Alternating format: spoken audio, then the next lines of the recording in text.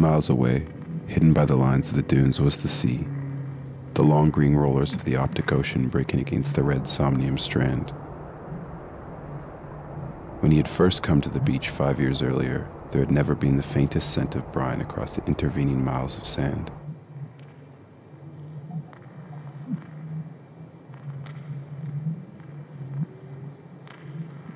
Slowly, however, the Arctic Ocean was driving the shore back to its former margins. The tireless shoulder of the oceanic stream drummed against the soft somnium dust and piled the dunes into grotesque rococo reefs, which the wind carried away into the sand sea.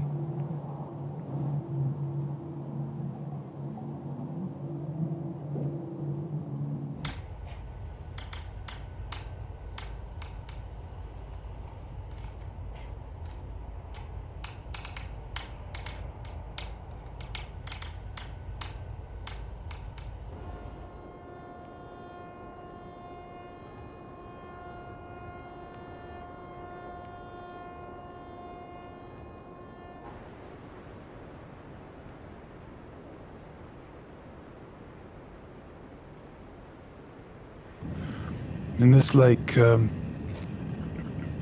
constantly pouring stuff into this lake. The stuff they're pouring into this lake is, it's mainly at night, and a lot of it's just dark, thick stuff. And they're just pouring it into it. And God knows, it could be toxic. I don't know. Nobody tells us anything.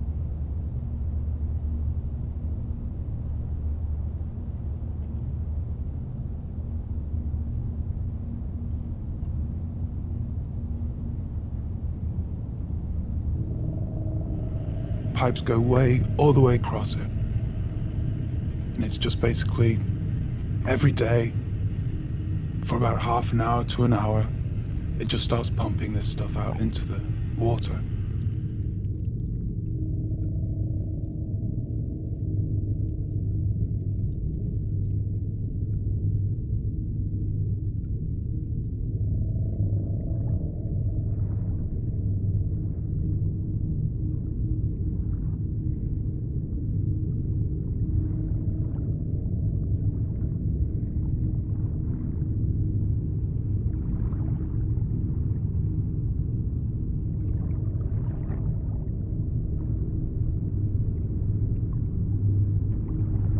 More and more often, the stain of brine would hang on the evening air, reminding the apiarist why he had first come to the beach and removing any inclination to leave.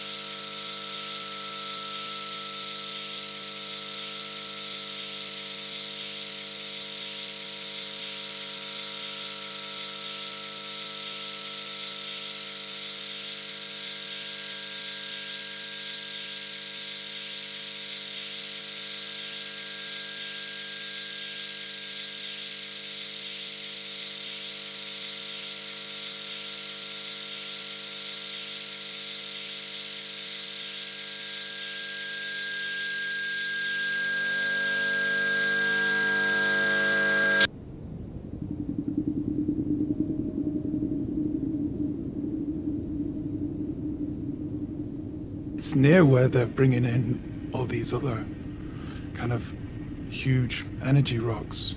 It's kind of near there to the right, so just south, I suppose. I take it it's totally connected, but sometimes you feel that there's one or two or kind of more things going on over there.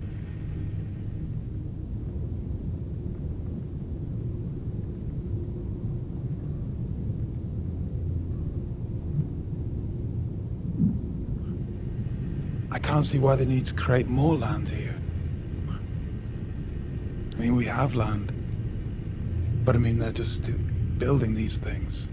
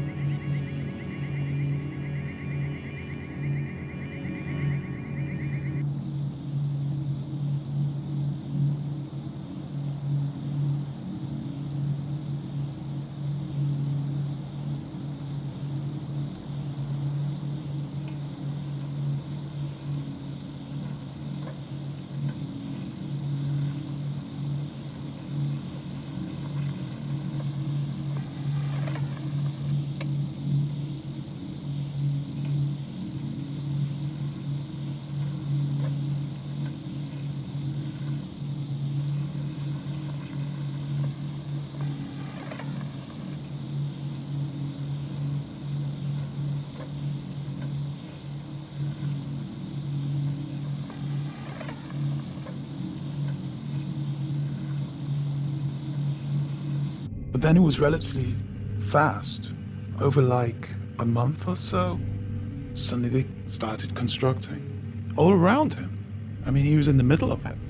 And suddenly, the next thing you know, there's crates everywhere, there's these machines moving around, huge constructions of metal and stuff. And of course, you know, he's losing his bees.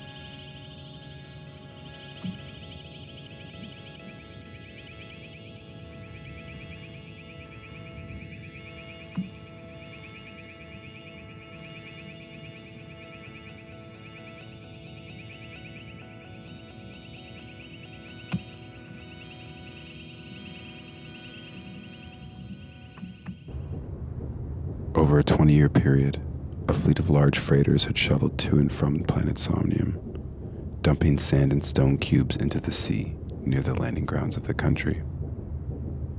The intention had been that the ballast should be swallowed by the oceanic waters, but all too soon it was found that the microbiological analysis of the sand had been inadequate.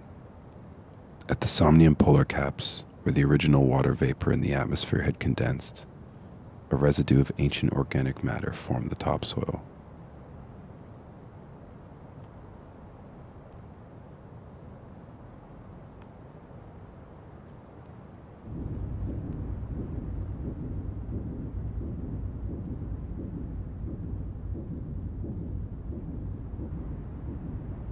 A fine sandy loose containing the fossilized spores of the giant lichens and mosses, which had been the last living organisms on the planet millions of years earlier.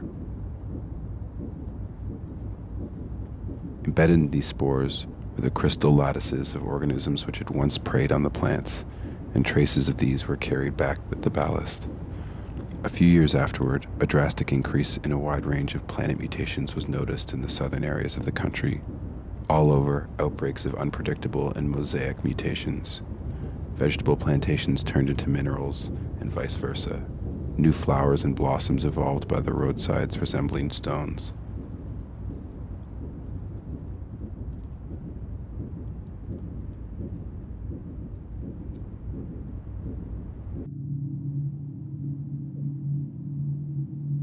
Within a few years, the entire peninsula was transformed into a new place.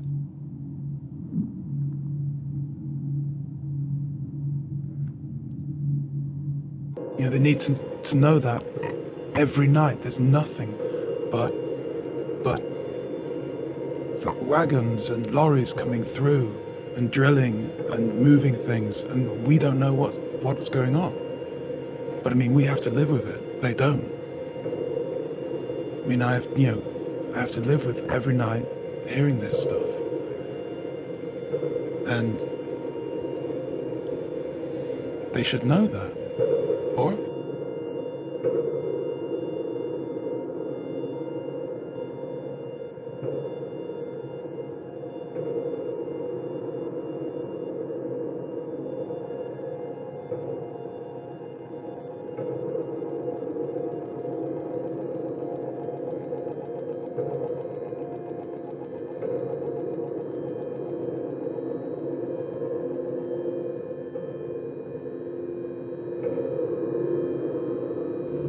A lot of the time they're bringing these blocks, the energy blocks. I mean, you've seen them. They're these huge square blocks, and they come from the north somewhere. I don't know exactly where, but I mean, these things are energy blocks, you know, and they're bringing them into this area. I mean, what's this energy doing? I mean, and I'm not sure whether it's a good energy.